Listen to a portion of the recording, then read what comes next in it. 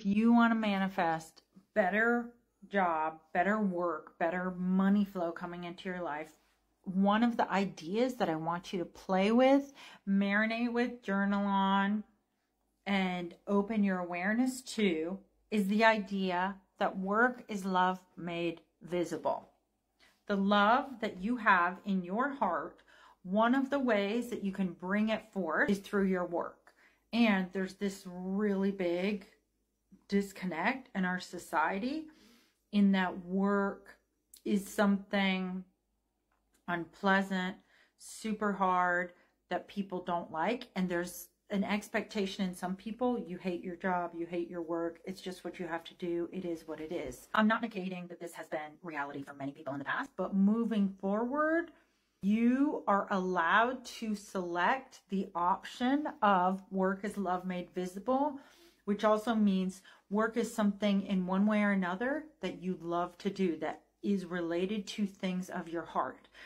And even if it's difficult, it's still something that pours out of you. It relates to your gifts. It relates to your inclinations. It relates to your unique way of being in the world, seeing the world, and doing what you need to do.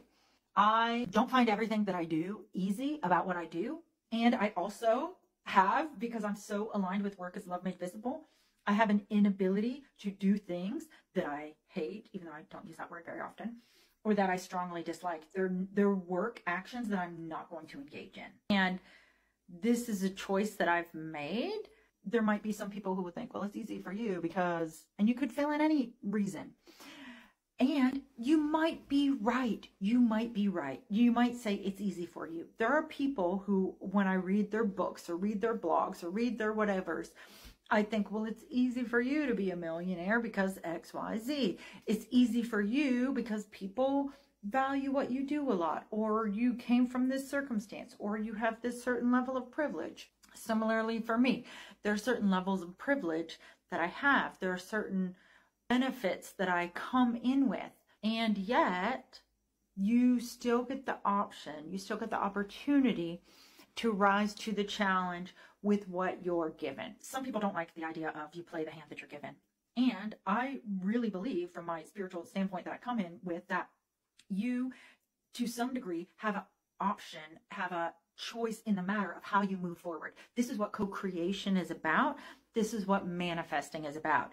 Does it mean that you love every circumstance? There are circumstances in my life that I very clearly do not love. Current circumstances. And I acknowledge the circumstances and work with what is to move towards my vision, my dream of co-creating this better future that I have. That's an active process. And so I'm going to give you 3 tips here related to work. So 3 of the things that I do on a regular basis when there's a circumstance that, just okay, and a future circumstance that I want to lead to more is, 1, I have the belief, the full-on commitment that what I desire is possible. I don't have to know all the ways. This is the amazing thing about infinite intelligence, infinite possibilities. You don't have to know the hows. I trained with Mike Dooley. He calls them the cursed hows. Our logical brain loves to try and figure out how this, how that, but what about X, Y, Z? I don't have to figure out how the water cycle works, how the wind blows, how trees know at what temperature to drop their leaves, all of these things. There are processes already inherent in nature. Let nature do its thing. Let the hows be a part of what is. The hows are not your job. You're not infinite intelligence that has to manage all that. What are you? You're the being that gets to have desires, that gets to have hopes, dreams, and gets to make co-creations with the universe. First, belief that it's possible. Second, I think daily meditation and or visualization.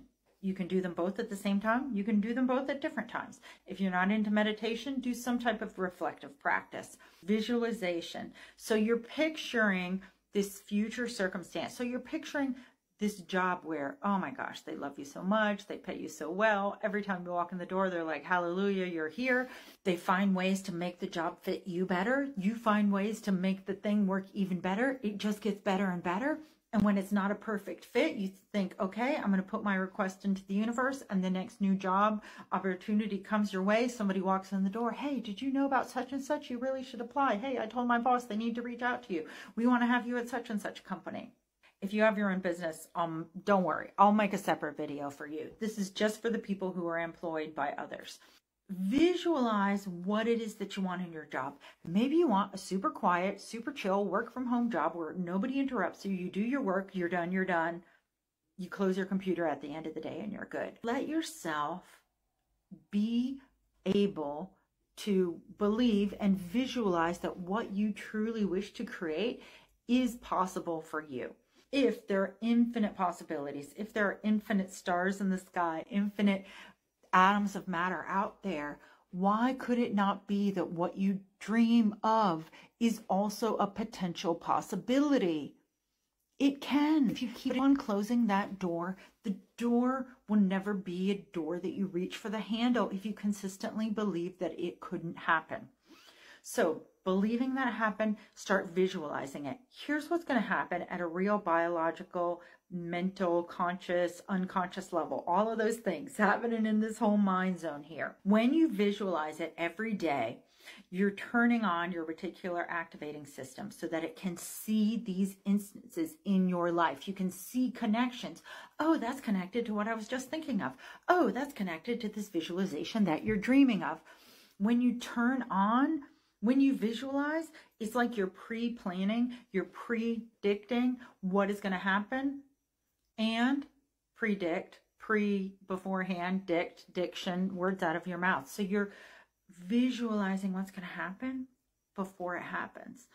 And you're wiring those pathways in your brain so they can start to see it. So that when it shows up in your conscious awareness, you already are primed and ready to see it and act on it.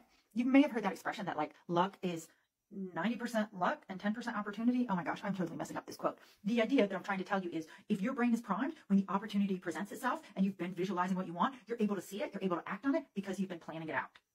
And planning it out is visualizing the positive thing that you want in your mind. Okay, that was part 2. Part 3, this could be the easiest part. It might feel like the hardest part, but it's only going to feel hard for a short period of time. So just go with me on this. Part 3 is after you're done visualizing, either in your meditative reflective practice or in a journal, or just asking the universe, like, tell me how. Be open to what is the nudge, what is your inclination of one small step that brings you closer to that today. It probably isn't rewriting your whole resume and sending it out to 20 places. It might be calling your best friend from Little League from 20 years ago and seeing what they're up to. The world works in mysterious ways. You don't have to know everything. Remember the cursed house? You have the infinite intelligence that you can tap into. Just connect in, and it knows what is the fastest, best path to what you want. But if you're not receptive to hearing that, if you're not receptive to, let me call up my best friend from Little League from 15 or 20 years ago. If you're not receptive to that and you totally discount it, you eliminate one of the paths which could have been for your success. So don't eliminate that. Tune into the small action. It's probably not going to make sense. That's okay. The world doesn't always make sense. It's part of your adventure. Getting out of your comfort zone, this is where the excitement of the adventure is. Keep me posted in the comments. I want to know what you're doing as your small action.